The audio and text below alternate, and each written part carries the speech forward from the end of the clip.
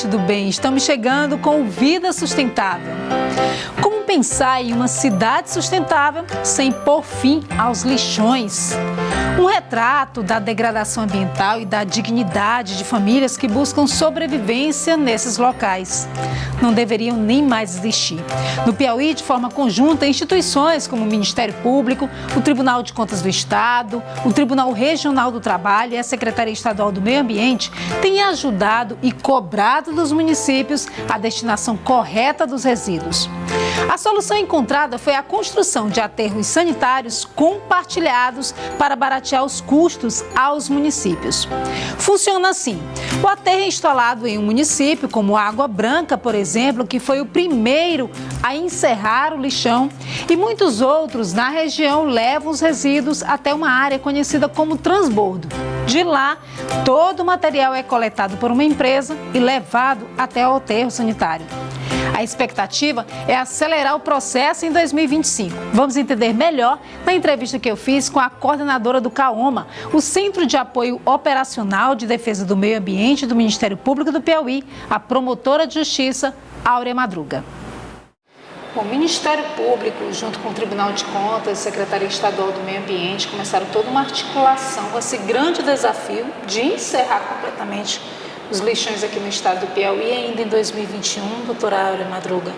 E de lá para cá, muita articulação com os municípios, encontraram soluções que seria compartilhada essa solução, na verdade, né, entre esses municípios todos. Um mapeamento que foi feito pelo Tribunal de Contas apontou a necessidade de 7 aterros sanitários aqui no estado do Piauí. De lá para cá, o que avançou? Nós tivemos muitos avanços, especialmente eu acredito em 2 pontos importantes. Primeiro, a atuação interinstitucional. Antes, as instituições já tinham um trabalho, né, cada um, por exemplo, no Centro de Apoio do Meio Ambiente, do Ministério Público, a matéria mais solicitada pelos promotores de justiça ao Centro de Apoio era justamente a questão de resíduos. Então, os promotores de justiça em campo já estavam nessa atuação. Quando eu fui ao Tribunal de Contas, debater sobre o diagnóstico da limpeza urbana dos municípios, que é um documento publicado em 2021, conheci auditores que em 2008 já inspecionavam lixões a céu aberto. Então, essa atuação já existia pelos órgãos, né? Até porque nós não temos prazo para lixão, é uma interpretação equivocada da lei, acreditar que isso teria um prazo, nossa legislação permitia isso. Então, nesse sentido, cada um estava trabalhando de uma forma isolada. Então, um ponto muito positivo foi a atuação interinstitucional.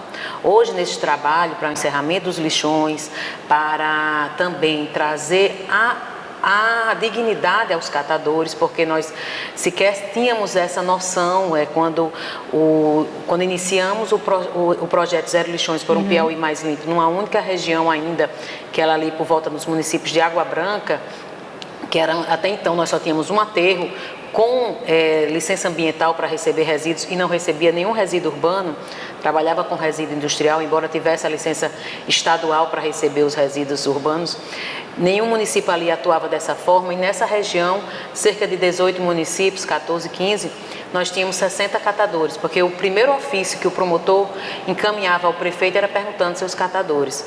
E o Plano Nacional de Resíduos Sólidos daquele mesmo ano apontava o Piauí com 50 catadores. Então, nós também não tínhamos essa percepção e essa preocupação de agregar, de encerrar o lixão, mas trazer a dignidade ao catador.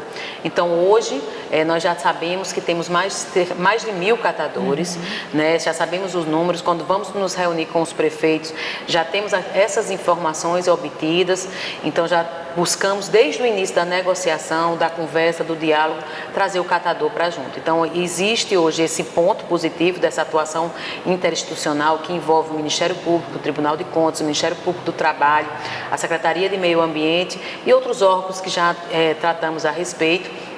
Esse é um ponto positivo. Hoje, em agosto deste ano, 2024, o Tribunal de Contas aprova por unanimidade um estudo técnico que foi elaborado pelo setor de engenharia, em que 7 aterros resolve todo o estado.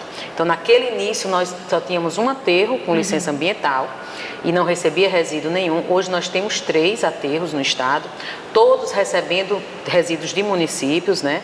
E o estudo aponta que 7 é o suficiente, 7 aterros são o suficiente para a solução. construção com 40 unidades de transbordo.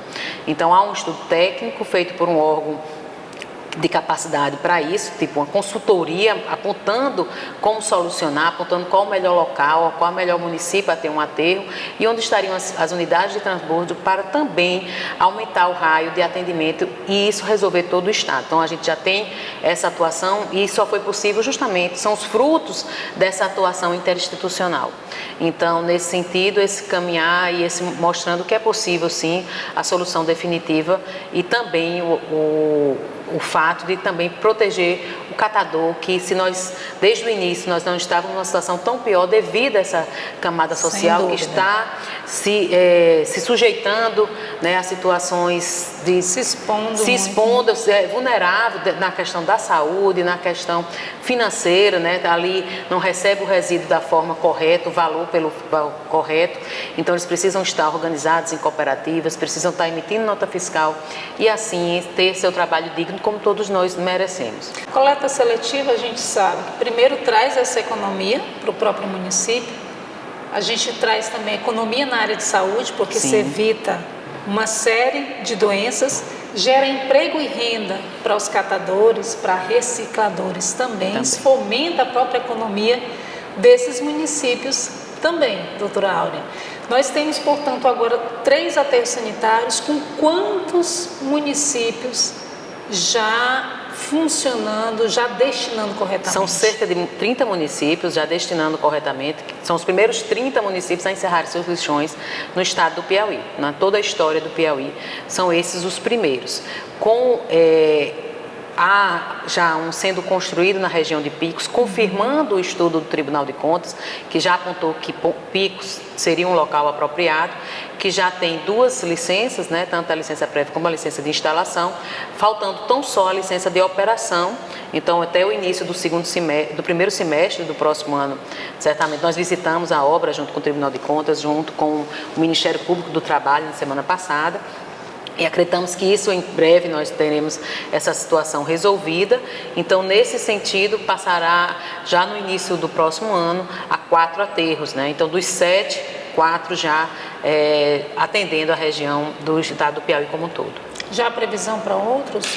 O município de Floriano nos sinalizou também essa possibilidade, que também é um outro local que confirma o estudo do Tribunal de Contas, e mais 2 seriam na região sul do estado, que ainda não há, assim, não nos chegou a informação, já consultamos a SEMAR, mas acreditamos que sim, porque à medida que isso vai avançando, como foi desde o início, né? A gente só tínhamos um recebendo, que não recebia, tinha licença e não recebia, e hoje 3, com a perspectiva do próximo semestre, 5, né? Se Floriano confirmando, passaríamos a 5. A região de Picos já está bem avançada, a obra já está bem avançada lá no local.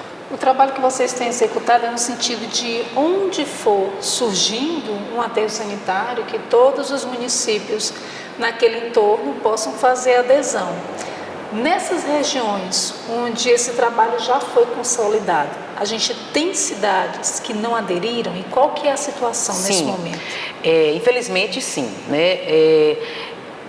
Nós nos reunimos com todos os gestores dessas 3 regiões, vamos dizer assim, próximas, que têm a destinação direta, alertando ao gestor municipal que estamos diante de um crime ambiental. 30 encerraram, né, e quem não pôde, como estamos diante de um crime ambiental, foi chamar todos os gestores municipais para o termo de ajustamento de conduta, alguns com o termo de ajustamento de conduta já encerraram o lixão por ali, antes mesmo do prazo que foi ofertado no TAC, e depois passamos para uma segunda fase, que foi o acordo de não persecução penal, que é justamente o Ministério Público abrir mão da ação penal desde que o gestor cumpra com alguns requisitos, e aí nesse sentido muitos encerraram seus lixões dessa forma e outros não, mesmo com todo esse diálogo, toda essa negociação, apresentando todas as gravidades inclusive, mas restou outro caminho ao Ministério Público de denunciar esses prefeitos. Tem prefeitos já denunciados quanto a isso, né? No Tribunal de Justiça é uma ação que já tem a prova pericial ali, então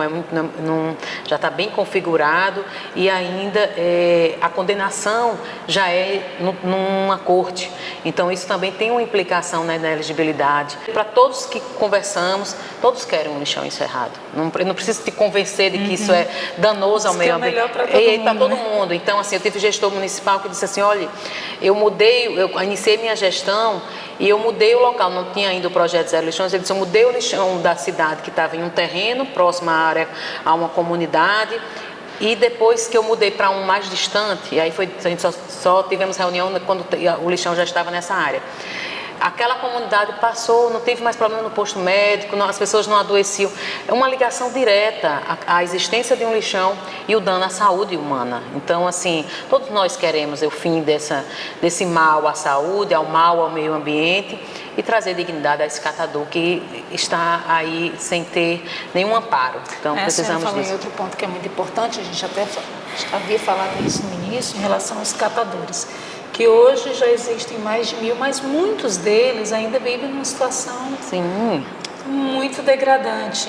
Doutora Áurea, como é que está esse acompanhamento, inclusive para investimentos, para fomento nessa profissão? Sim, embora nós tivéssemos quase uma totalidade de lixões, né, no estado do Piauí, quando esse grupo de trabalho envolvendo essas 3 instituições passam a se reunir, nós tivemos reuniões, por exemplo, com o Mato Grosso do Sul, o Tribunal de Contas e o Ministério Público do Mato Grosso do Sul e o Governo do Estado do Mato Grosso do Sul.